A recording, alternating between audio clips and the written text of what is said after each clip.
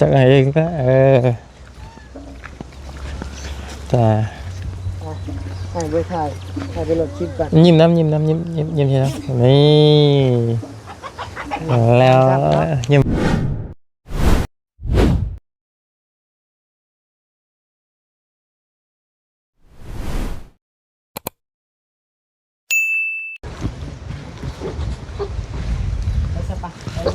โอ้ตัวสบายดีเด้อพ่อแม่พี่น้องเนาะสบายดีกันเบิดกูสู่คนพี่น้องเลยเนาะยินดีต้อนรับเข้าสู่ช่องของบ่าวยาวอีกคือเก่าพี่น้องเลยเนาะพอๆกับช่องบ่าวยาวชาแนลในตอนนี้พี่น้องเลยทั้งบ่าวยาวเองก็อยู่เพื่อนซ่านของน้องขอนใจเนาะทางน้องขอนใจรอบนึงพี่น้องเลยเนาะอันน่ะพอดีมาบัดนี้บัดอีหยังพี่น้องเลยคือได้ครึ่งบัดทุกอย่างเลยเนาะพี่น้องเลยครึ่งอันนี้อีกพี่น้องเลย เจ้าฝากยังอ๋อฝากน้องบ่แล้วเจ้าก็ให้เองเจ้าแล้วบอกแล้ววันนั้นเนาะจะให้เองก็จ้าถ่ายไปถ่ายไปหลบคลิปกัน ยิ้มทีน้ำนี่แล้วยิ้มหวานพี่น้องเลยสบายดีน้องคอนสบายดีละสบายดีจุ๊บไฟเห็นยังนี่ล่ะผิงไฟหนาวบ่เด้อยังมาวันนี้คืออันว่าอันเขิงเงินเขิงซ่านน่ะบ่โดยตีแบบเรียบร้อยเลยอ๋อใหญ่ดีเนาะคุณเท่าไรนี่ล่ะโมโหฮู้อย่างแน่ตัวนะโมโหอย่างเลยว้ายถามอย่างกับโมโหแม่ไปใส่แม่มันดูมันใหญ่ฮะ เงินไม่เท่าไปเงินไม่เท่าโอ้ตีแบบมื้อใดน้องหน่อยโดยตีแบบมื้อใดตีเมื่อวานนี่ว่าตีเมื่อวานนี่บ่โดยโอ้นี่เพิ่นได้มาหาซะมันมันมีแค่ลุงนวดแล้วก็ลุงอีกบ่มีแต่ลุงดอกเพื่อนอะโดยมาเจ้าบ่นี่นั่นเนาะแม่จะมานี่ข้าวกับนั่งกันมื้อนี้นะตอนแรกยังบ่ฮู้มันมีนักกินบ่ยังบ่ฮู้ว่าแม่สิเฮ็ดหยังกินบ่ได้ไล่อย่างนี้เนาะพี่น้องเอ้ยโดยบ่ฮู้ว่าจะว่าจักสาวจัก15ต้นคูณเท่าไหร่คูณเกือบพี่น้องเอ้ยยังอีกนึงรอดตายยังบุญวิทย์พิงไฟพี่น้องเนาะพิงไฟวันนี้บ่ยาวมา4 ค่ำเนี่ยจักหน่อยพี่น้องเลยเนาะกำลังจะออกเมื่อมาวันนี้แบบพอดีเพิ่นมันจะไปนั่งเพิ่นก็ได้ไปนั่งไปจังเห็นเงินกันนำเนี่ยมีบ่ตังนะตังเอามางันบ่ว่าอย่าว่าจะไปนั่งพิงไฟนี่นะบ่ผิงก็ได้พิงบ่ระบาดนี่ได้จะพิงระบาดนะฮอตระบาดหนาวครับจากต้นบุ้15 ต้นบุ้15 ต้นเจ้าก็คูณเท่าไหร่เนาะพี่น้องเลยน้องไปใส่เบิดเลยน้องไปน้ำแม่เลยผู้น้องออกบริยูเปล่าอยู่เพิ่นอยู่ทางเฮือนน้องออกอยู่ทางเฮือนแล่อันเป็นสิครึ่งเมื่อได้นี่จักแล้วฮะหาแค่นั้นแหละแล้วเป็นสิครึ่งเมื่อได้นั่งหน่อยยังบ่ฮู้นะเพิ่นเห็นว่ามื้ออื่นว่าสิขุดคุมแล้วก็เทกันเปื้อนไว้อันนั้นแล้วครึ่งก็บ่ฮู้อันนั้นเพิ่นเอิ้นว่าครึ่งแล้วนะโดยมื้ออื่นเนี่ยบ่โดยแล้วยกเลยยกเพิ่นถ้าตั้งเสาเนี่ยเพิ่นว่า เดือน4แบบอันนี้น่ะเฮ็ดไว้แต่เดือนนี้ก่อนเพิ่นว่า อ๋อตอนนี้เดือนหยัง เดือน3เพราะว่าเดือน4นี่แบบมันสิมีแต่งานมีแต่เวียก อืมในเดือน4เดือน3เดือน4เดือน4เป็นนายกระยอเนาะ โดย อ๋อได้สร้างได้อย่างเรียบร้อยแล้วว่าสร้าง ยัง อะไรไผสิเฮ็ดตัวนี้นะ อันนี้น่ะแบบอันให้ลุงกับอันหาพี่น้องแม่หั่นแหละมาเฮ็ดให้แบบให้ลุงเพิ่นมานี่ให้นะ อื เพิ่น ม ให้ พอเพิ่นมาเคิงให้สิซื้อนี่บ่ โดย พอนายกเขาอยู่นำเพิ่นซื้อนี่บ่ แม่นแบบเพิ่นมาเฮ็ดให้แล้วก็ย่อข้าวย่อน้ำให้เพิ่นกินแบบนี้ ฮะแล้วว่านหาเพิ่นแล้วบ่แล้วกันเนาะ โดย อืมต่างหาเพิ่นเลยเนาะ โดย อ๋อต่างว่านหาเพิ่นเลยพี่น้องเอ้ยเนาะก็คือเสาเขิงไว้ก่อนเนาะ แต่บ่ฮู้ว่าความกว้างสิแม่นเท่าไหร่เนาะ โดยบ่ฮู้ หากเบิ่งจากไม้นี่ก็บ่ธรรมดาเลยคือสิบ่ต่ำกว่า10ปลายโดดพี่น้องเอ้ยเนาะ แม่ คร ว่า บกวางนี่ ไม่อันนี้นะเพิ่นว่าตัวหนึงน่ะ11 เมตรบ่ หา ตัวหนึงก็12 11คูณ12บ่ต่อตัวบ่แล้วก็คือว่าแล้วไม้เบิ่งจากซัวไม้เจ้านี่ก็มันบ่ได้น้อยพี่น้องเบิ่งถึงใหญ่เลยเนาะ โดย จากเงินขายกาแฟเลยเนาะ โดย เออ คือแน่มันแบบไปหาเครื่องขายของป่ามาแน่ โนเงินหาขายของป้าก็จนได้เฮ็ดเทือนบ่ ก็เก็บโฮมไว้นี่แหล้ว บ่ธรรมดาเด้เนาะพี่น้องเอ้ย แบบซื้อแต่แนวจำเป็นแบบมักพริกกับแป้งนัว อื แนว ม บ่จำเป็นปันใดก็บ่ซื้อ มันเอาตัวนี้ก่อนเนาะเอาตัวเป็นหลักเขาอยากจังหน่อยก็ได้ตั้งขึ้นยังดีแล้วพี่น้องเอ้ยแต่เพิ่นสิตั้งขึ้นเอาไว้ก่อนพี่น้องเนาะเอายินดีนำพี่น้องเนาะตอนนี้ก็กำลังนี่แหละคำว่าช่วยก็ช่วยบ่หลายนะพี่น้องเนาะคือเพราะว่าเพิ่นบ่ได้นับจากศูนย์เด้คือบางเคสนี่เฮานับจากศูนย์น้องเนาะ โดย บางเคสนี่เพิ่น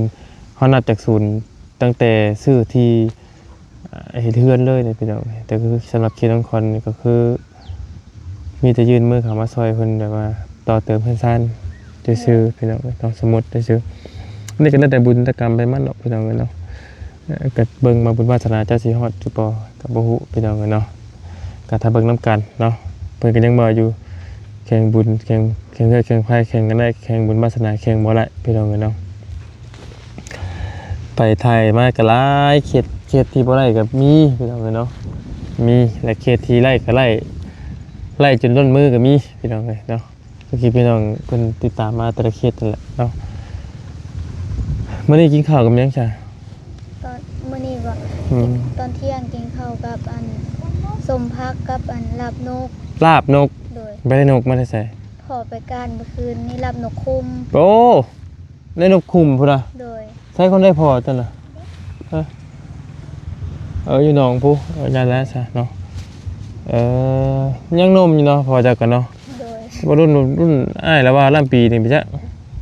พิ่นอายุ40แล้ว เดือนละว่า10 ปีเนาะแล้วว่า30 ปีอย่างไงคือว่าได้ขนาดหลานบ่ยาวก็ยังช้ำบังขอนแหละพี่น้อง20ปลายปีเลย เมื่อวานนี่แบบอันเพิ่นรับอันก้อยปลาวันนี้ก้อยปลาเพิ่นว่าสิปิดตีกล้วยแล้วเว้ยพวนน้องละว่าบ่าวยาวจองแล้ว ไผสิปิดน่ะ อันนายเมื่อวานนี่ป้าสิปิด บ่ยาวจองติ เลย บ่หยอกคือแล้วคำว่าสิกินโลด แล้วก็ อย่าเป็นไร เพิ่นก็ไปเอาเห็ดสวนตัวนั้น โอ้เรียกว่าโอ้ปีกล้วยข่อยมาจองได้ถึงได้เพิ่นบ่ได้เว้าบ่ บ่ได้เว้า จะมาบอกใครฮู้อยู่ บ่ได้เว้าเพิ่นบ่ได้เว้าเพิ่นว่าเอ้ามีผู้จองแล้วก็ย่าว่าไปเอาอยู่สวนพุทธเพิ่น เอ ว่า เว้าเพื่อไว้ชื่อนี่แหละพี่น้องกันเนาะเพื่อลองใจผมเจ้าเบิ่งซื่อสิได้บ่นะ เออเอาว่าลองใจเบิ่งซื่อละเนาะในแต่นั้นแหละแล้วบ่ามามื้อนี้ก็บ่มีหยังช้ำพี่น้องเอ้ยเนาะเพราะว่ามาแบบฟ้าวๆแล้วก็สิมาเมื่อพี่น้องเอ้ยเนาะบ่มีหยังมาฝากเด้อมื้อนี้เด้อ โดย นี่แต่สิมาเอาน้ำเจ้ามื้อนี้ เอาอย่างดี จักเอาจังแหละนี่หยังก็คนไม้เบิดบ่ได้ไปหาเขียดบ่ได้ไปหากระต่ายมดแดงหมดก่อน บ่ได้ไป มดแดงนี่สิไปกันเขียดเพราะมันสิออกบ่ออกมันร้อนมันคือหนาวแท้ มันหนาวแบบนี้เครียดคือสิบ่ออกเลย อืม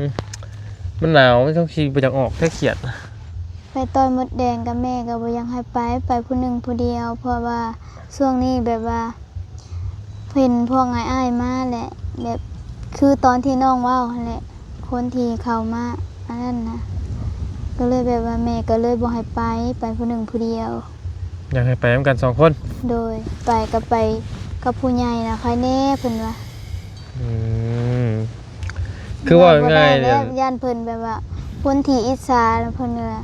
แบบย่านลัดขาลัดตีแหม่ละว่านั่นนี่ก็เลยแบบว่าบ่ไป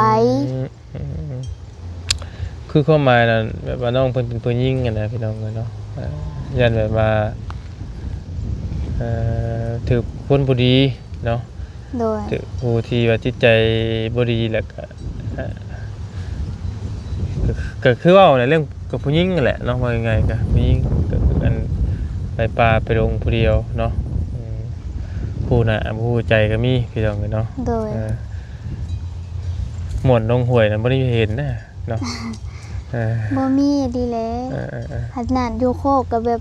ไปผู้เดียวมันก็บ่มีผู้เห็นคือเก่า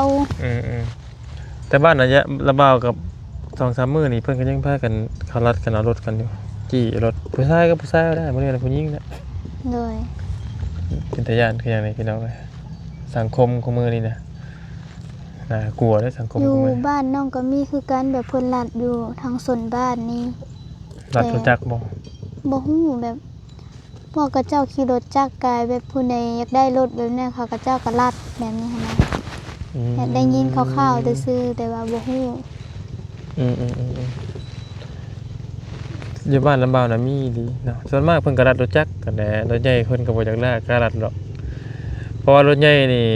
จักเขาสิมีหยังเด้รถบางทีเขาจกปืนมาใส่คืนก็มีนะ ส่วนมากก็รถจักรนี่แหละอันตรายค่ำมืดนะ โดย ยันคนรัดคนหยังนั่นแหละพี่น้องกันเนาะถามบาราบาวย่านเพราะอมก็ย่านเบิดนั่นแหละนาง ย่านคือกัน ผู้ชายก็ย่านในกันได้พี่น้องเอ้ยบ่แม่นว่าผู้ชายได้สิบ่ย่านได้เนาะ โดย บางเทื่อเฮาผู้เดียวเขา10คนแบบสิมีอยู่เฮาสิกล้าเอาชีวิตไปเรียกไปแลกบ่ซะ บ่กล้า อืม ขนาดแบบว่าน้องเห็นข่าวที่แบบอันผู้หญิงลุมตีอันผู้หญิง น้องแป้งบ่ น้องแป้งนั่นโดย เออ ก็แบบว่า แบบไปป่าผู้เดียวก็คืดย่านอยู่ก็เลยแบบว่า อืม แม่ก็เลยเว้าแบบว่าบ่ให้ไปแล้วก็บ่ไป อืม ในใจก็อยากไปอยู่เพิ่นว่าถ้าไปกับผู้ใหญ่แล้วไปโลดว่า เอ ถ้า อ ไปโตไปผู้เดียวน่ะบ่ให้ไป น้องแป้งพี่น้องเอ้ยบ่เตียงได้ไปหาอยู่ได้เห็นอยู่บ่ เคยเห็นอยู่ในคลิป กับในเฟซก็เห็น ระบาวบ่ได้ไปเนาะเพิ่นก็สิอาการดีขึ้นแล้วติพี่น้องเอ้ยคือ ได้รับการช่วยเหลือหลายได้รับการช่วยเหลือหลายเลยเนาะหรือว่าจังไดก็คือตามในข่าวแหละพี่น้องกันเนาะบ่ได้ว่าหลายยันพิษเพี้ยนเพิ่นพี่น้องเอ้ยก็นั่นแหละเนาะพี่น้องเอ้ยก็เรื่องราวก็น่าสิแม่นเกี่ยวกับผู้ชายแย่งชิงผู้เว้ากันนี่แหละเนาะพี่น้องเอ้ยตัวก็จะไปหาญาติผู้เว้าเขาเด้อก็ตีเด้ บ่มีบ่กล้าญาติไผดอก โยกเว้าบ่ได้เด้เนาะหมักอย่างนี้ก็คือเกี่ยวกับผู้เว้าเล็กน้อย13 ปีเนาะพี่น้องเอ้ยแต่ก็กระบะดูก็เบิ่งกันไปแหละที่เป็นอะไรพี่น้องเอ้ย สั เนาะ ญญาติไผเด้ขนาดคุณลุงก็ยังบ่มี บ่ โดย โดย แท้บ่ เท่ เออ สูตร100% โสดอีกแล้ว โดย ไปอะไรก็มีแต่โสดโอ้ยเอาโสดก็โสดซะเนาะเออเดี๋ยวหามาได้เลยสิแนะนำให้พี่น้องเลยมักบ่บี้น้องบ่ได้ให้มันจัดใส่บ่บี้ก่อนพี่น้องเลย โอ้โหบ่เห็นหน้าเพิ่นเนาะ บ่ โดย บ่บี้แล้วท่านยังเป็นผู้ชายจังเป็นผู้ชายโสดอยู่ได้เนาะบ่บี้นี่ เออเอาแล้วนั่นแหละเนาะมานั่งพี่ก็ได้นั่งหน่อยนั่งออกก็นั่งอยู่พี่เบิ่งอึ๊บมาบัดนี้แบบเคิงเฮือนเคิงซ่านเลยเนาะพี่น้องเอ้ยสบายดีอ้อ สบายดี สบายดีมาได้ใส่ มาแต่เงินไม่ใหญ่ มาแต่เฮือนแม่ใหญ่ไปยังไงแม่ใหญ่ ขึ้นไปลิ้น ขึ้นไปลิ้น โดย ไปลิ้นเฮ็ดหยังมีเบียกบ่ บ่มีเวียง คิดว่าสิไปการเขียดใส่ ไปห้วยมัน ฮะ ไปแถวห้วยมัน จะพยานบ่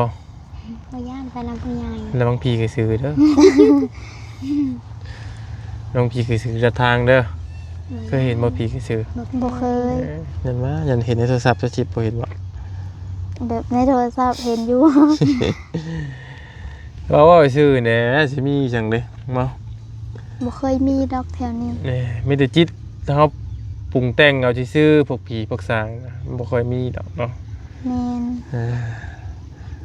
บ่มีหยังหรอกโอ้นี่ปิ้งเขียดนี่คักนี่ไฟเป็นทานนะครับ ปิ้งเขียดปิ้งปลา บ่มีดอกคนไปหาปลามาขายแบบช่วงนี้บ่มีบ่ บ่มี นะ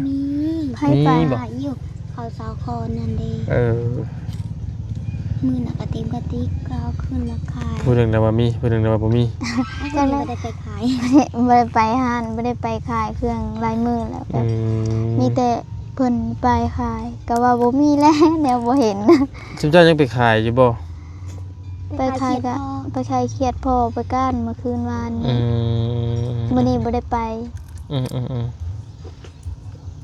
บ่ได้แนวขาย ไล่เธอจักแสนไปขายนะ เมื่อวานมื้อซื้อนี่บ่เมื่อวานนี่ได้อันได้60 ได้ 60,000 โดย นี่แหละได้ 60,000 เนาะพี่น้องเอ้ยเคยได้เพิ่นไปการเพื่อสิคุบได้นี่ก็ดูง่ายๆเนาะพี่น้อง โดย ก็หาไปแล้วเนาะสิจะได้ซะพี่น้องเอ้ยเนาะก็เพิ่นสิเคิงไว้ซื่อๆนี่เนาะเพิ่น โดย อันเรื่องยกตัวอย่างนี่มันสิแม่นเดือน4พุ่นเนาะ โดย